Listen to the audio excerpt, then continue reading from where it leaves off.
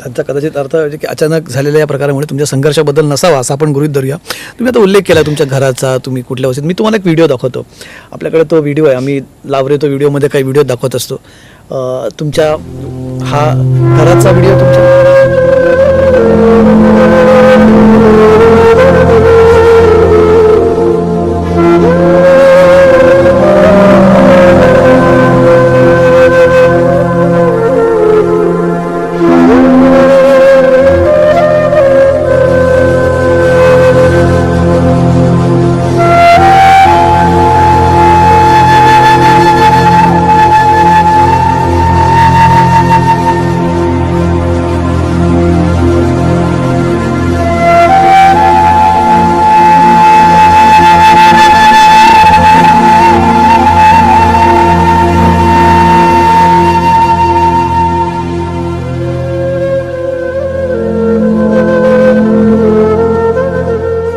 इथेच तुमचं सगळं आयुष्य गेलं, बालपण? आयुष्यातली 35 वर्ष इथेच गेली सर. PhD पर्यंतचं शिक्षण इथेच पूर्ण झालं. आई वडील आहेत माझे. जे झाड तिथं दिसलं त्याच झाडाच्या खाली बसून, म्हणजे पिंपळाचं झाड आहे, पिंपळाच्या झाडाखाली भगवान बुद्धांना बोधीप्राप्ती झाली होती. रात्री 2-2, 2:30 वाजेपर्यंत आई वडील जागे असायचे आणि मी तिथेच अभ्यास करत बसायचे. हा व्हिडिओ बघताना डोळ्यात पाणी येतंय, पण सर खात्रीपूर्वक सांगते की माझी गरिबी, माझी कमजोरी कधीच ठरणार नाही. माझ्या डोळ्यातलं पाणी माझा वीक पॉईंट कधीच ठरणार नाही.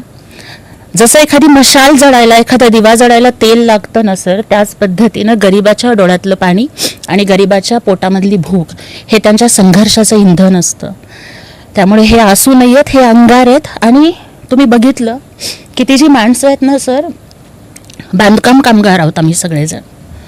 सोलापूर शहरामधली सगळी मोठी मोठी घरं माझ्या गल्लीतल्या पोरांनी बांधलेली आहेत, पण आमचं कोणाचंच घर पक्क नाही आहे, पत्र्याची घरं आहेत. ते म्हणतात ना की हजारों झोपड़ियाँ जलकर राख होती है तब जाकर एक महल बनता है. हसीनाओं के मरने पर भी ताजमहल बनता है, लेकिन गरीब को मरने पर भी कुछ नहीं मिलता है. अशा पद्धतीची व्यथा आहे सर. आज त्यांचा आवाज बनून पोहोचतीये, खूप मोठी जबाबदारी आहे. खूप मोठी गोष्ट आहे. पण मग ज्योती वाघमारे या अवस्थेत राहत असताना अभ्यासाची ज्योती वाघमारेंना गोडी कशी लागली, काय? सर याचं पूर्ण श्रेय हे माझ्या आई वडिलांना द्यावं लागेल. दोघंही अशिक्षित आहेत, परंतु वडील मला सांगतात की कचराकुंडीवरती जी कागदं पडलेली असायची ती घेऊन मी वाचायला शिकलो. त्यांना वाचायची आवड खूप. ते दलित पॅन्थरचे कार्यकर्ते आणि मग नंतर ते नगरसेवक म्हणून सुद्धा निवडून आले. आमच्या शेजारी एक कामगार कल्याण केंद्र होतं सर. जेवायला काहीच नसायचं, परंतु वडील पुस्तकं आणून द्यायचे आणि वाच म्हणून सांगायचे.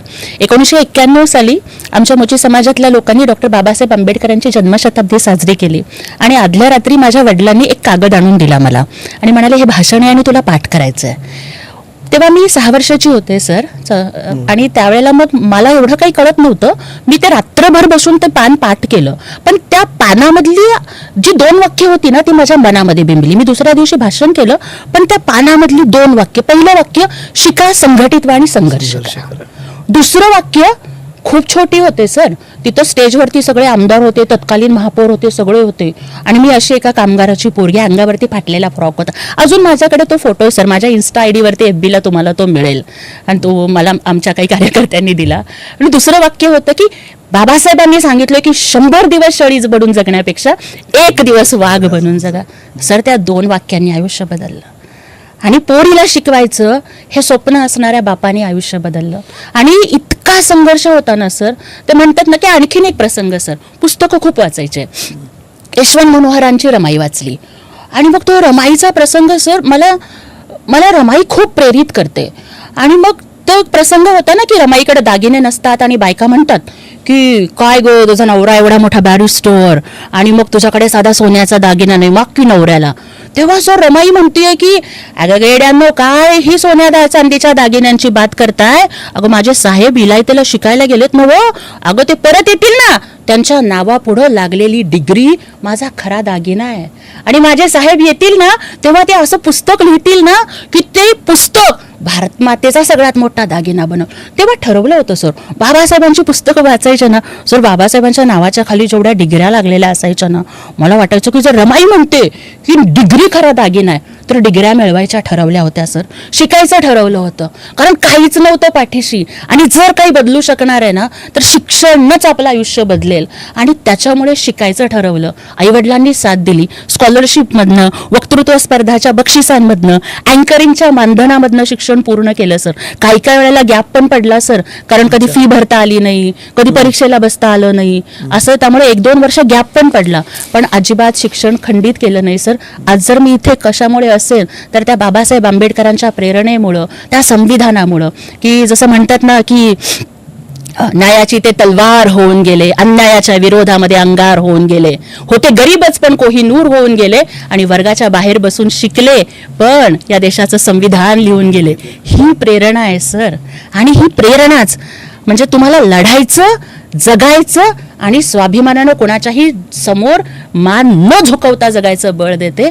तो जो रक्ताच्या कणाकणात आंबेडकर बसलाय ना सर, आणि जो काळजात छत्रपती शिवाजी महाराज बसलाय ना सर, तो स्वस्थ नाही बसू देत, तो संघर्ष करायलाच लावतो, तो नाही स्वस्थ झोपू देत सर.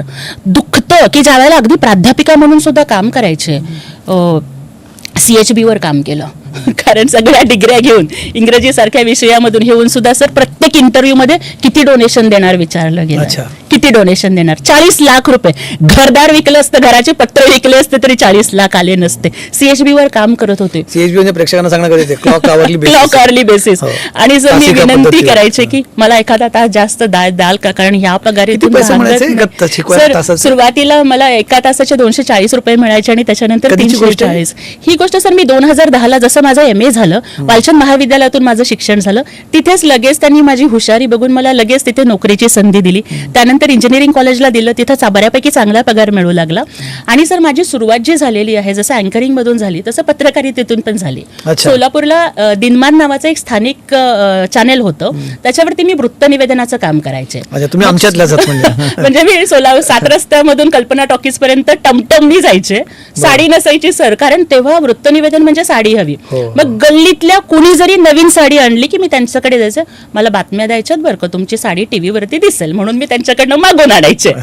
आणि मग बातम्या द्यायचे सर. एक बातमीपत्र करायला त्यावेळेला 3 तास लागायचे, आणि त्या 3 तासाचे मला 50 रुपये मिळायचे. त्यामुळे असा हा सगळा चढ उतारांचा प्रवास आहे. पण मग ह्याच्यातनं तुमचा पुढचा म्हणजे तुमच्या आधी घरच्याकडे परिस्थिती होती, वडील पॅन्थरच्या चळवळीत होते. हो. मग तिथले पॅन्थरच्या चळवळीतनं काय संस्कार? पॅन्थर चळवळ म्हणजे तेव्हा पॅन्थरचा कार्यकर्ता म्हणजे असा एकदम जहालवादी कार्यकर्ता, आणि एकदम बाबासाहेबांची विचारसरणी एकदम आक्रमक पद्धतीने मांडणारा पॅन्थरचा कार्यकर्ता. सर अजून सुद्धा ते तसेच आहेत, अजून सुद्धा त्यांचा आवाज तितकाच बुलंद आहे. हे जे आहे ना आक्रमकपणा, तो त्यांच्याकडनंच आलेला आहे. त्यांना भाषणाची शैली त्यांच्याकडनंच आलेली आहे. ते पेपर वाचायचे, आणि एखादा असं तेव्हा कात्रण यायचं ना सर, मंथन म्हणून तरुण भारतमध्ये एक सदर होतो, काही सुविचार यायचे, संधानांमध्ये काही शायरी यायच्या, ते सगळे कट करून द्यायचे सर, आणि मला म्हणायचे हे पाठ कर, हे तुला लागणार आहे. सर म्हणतात ना की विरासत में हर किसी को सोने चांदी जमीन जायदाद जहागीर नहीं मिलती, किसी को जिम्मेदारियां भी मिलती है. पण मला माझ्या बापाने ती जी कात्रणं दिली ती अजून जपून ठेवलेली आहेत सर. वो मुझे विरासत में मिली है. त्यामुळे त्या विचारधनांनी हे सगळं होत राहिलं. मग पुढे कसं, मग तुमच्या राजकारणाच्या प्रवासाकडे होतो, मग हा